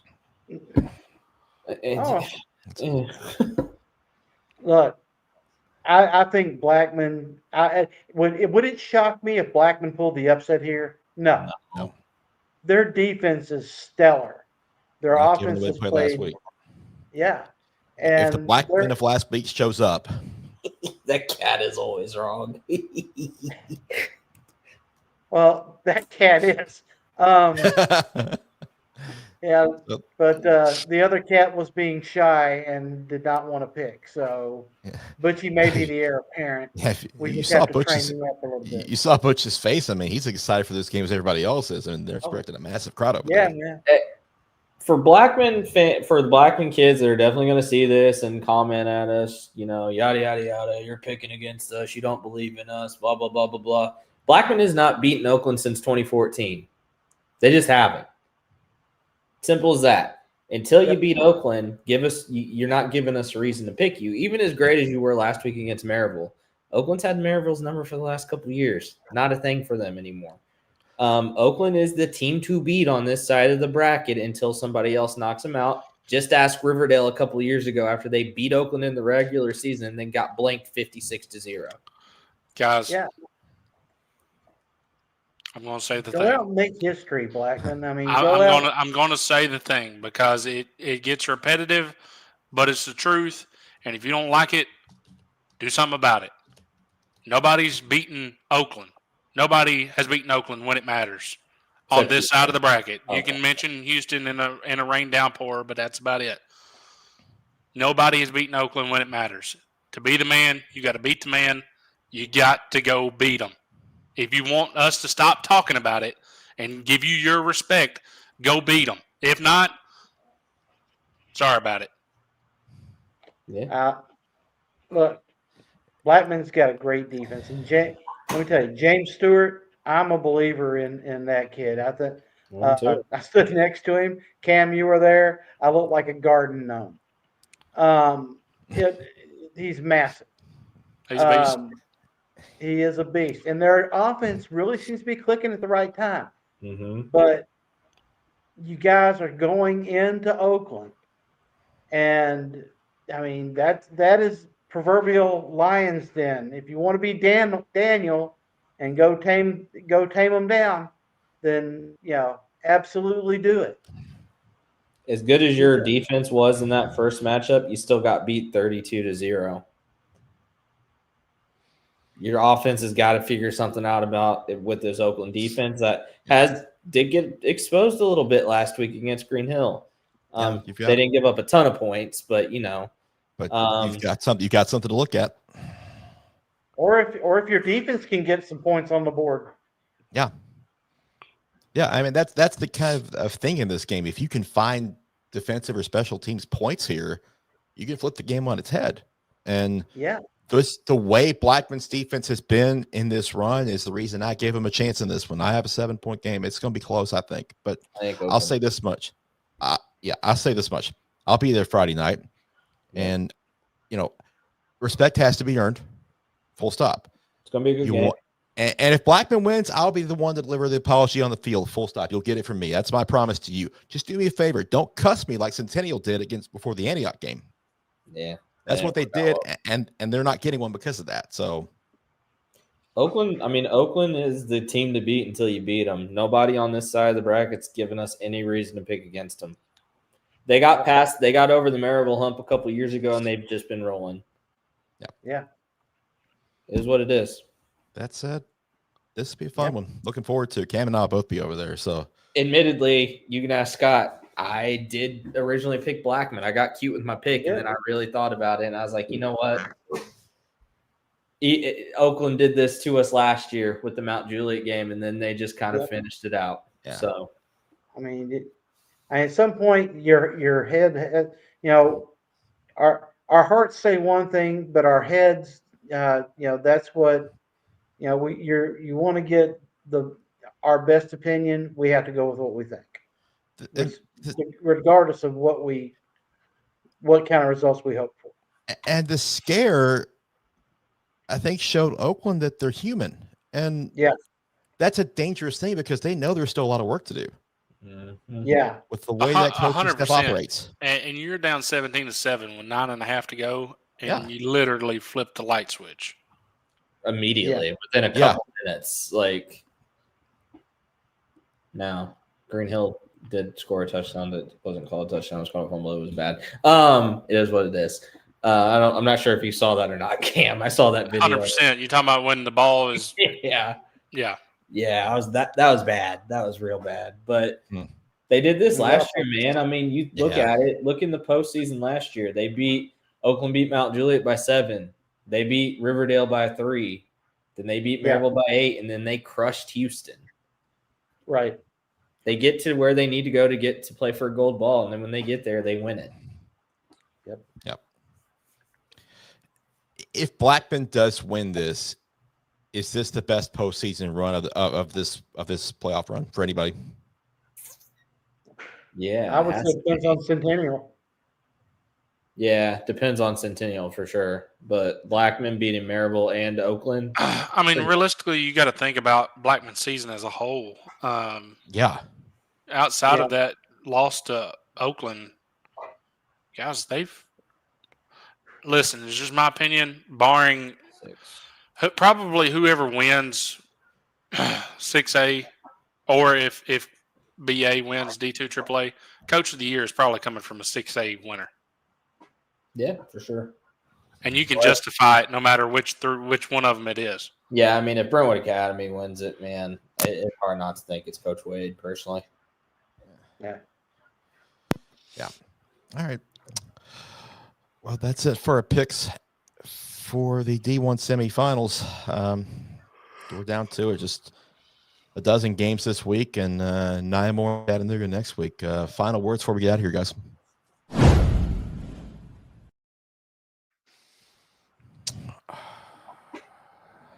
Cam, I'll let you go first. Yeah, got it on my screen here. It says the best is yet to come. Guys, it's that time of the year again. Thanksgiving dinner tomorrow, desserts afterwards. Eat up, have a good time with your friends and families. Have good, safe practices. Thanksgiving practice, that's what you strive for at the start of the year. You've made it. Congratulations on that. That's a feat in itself. But the best is yet to come. At the end of the day, this is still just a football game. Some of you guys' seasons will end on Friday night. For you guys that seasons are already over with, it gets better. The best is yet to come. Look forward to your future. Use your lessons that you've learned playing this sport in your life. Move forward and have a great life. And we wish you nothing but the best.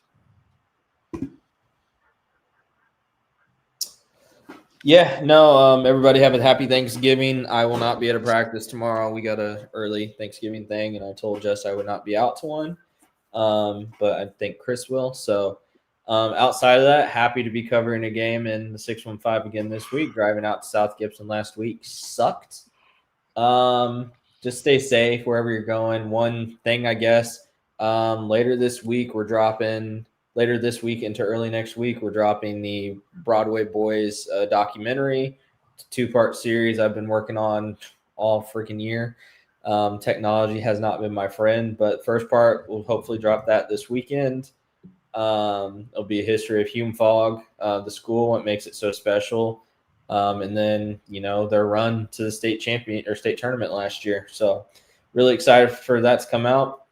Please tune in, and then stay tuned for after the year. We'll have some season with announcements. I think we can kind of tease those a little bit. So stay tuned for that. Again, everybody, stay safe out there. Enjoy semifinal action on Friday. Folks, it is below 30 where I'm at and snowing. Okay, it is cold. That is supposed to transfer into Friday night in Tennessee, where I think we're going to have a kickoff temperature in the low 30s, high 20s. Prepare accordingly. Dress warm, but come out. And this is the last game for a lot of these kids. And, they've entertained us all year long. These bands have entertained us, the cheerleaders, everything. This may be their last go round, as Cam said. But dress warm. Enjoy. Have great Thanksgiving with your families. I'm up here with mine, and we really, really wish the best for you. We thank you so much for your support this year. We thank our advertisers this year, and it's been a great year. Let's finish it out the right way. Make it simple. You're practicing tomorrow. You've had a great season, regardless of what happens on Friday, and enjoy the walkthrough tomorrow. It's going to be a walkthrough for everybody. No one's going to be hitting or putting out pads. No reason to. At this point, you are what you are. But enjoy it, cherish it, and remember it, because not everybody gets to go through it. The teams that are going out 7 o'clock, 8 o'clock in the morning tomorrow, it's a great thing to be able to practice on Thanksgiving. It means you're still in the running for a gold ball. But as Scott said, Friday night, come out to the game, because after this, there's no more home games. The winners are going to Chattanooga and losers are done. And enjoy that atmosphere, because the semifinals are something special in this state, even if we have too many classes. Enjoy all of it. Take it in and just have a great Thanksgiving with your families, and enjoy Friday night and what's to come next week, because it is really the best is yet to come, as Cam said. So That's all we've got tonight. 4615 Preps Live presented by AccuWorks. Just a reminder, no scoreboard show on Saturday. Too few games for us to do that. We will recap those games next Tuesday night at 7 o'clock, not Wednesday. Make a note of that. We will go live tomorrow night, though, or Yes. Friday night. We will Friday go night. live on Instagram. So Yeah. These guys will be on the road next Wednesday. I unfortunately will not be until Friday, but we will be on Tuesday at 7 with semifinal recap, and we'll get you ready for those championship games next week. So make sure that you tune in for us that Tuesday night. For all of us here at 615 Preps, for Scott, for Cam, for Joe, I'm Chris. Have a great Thanksgiving. Enjoy the time off and enjoy the football on, the next 3 days, really. It's going to be fun no matter what you're watching. So have a great one. We'll see you Tuesday night, 7 o'clock, 615 Preps Live, presented by AccuWorks. Thank you so much. We'll see you then.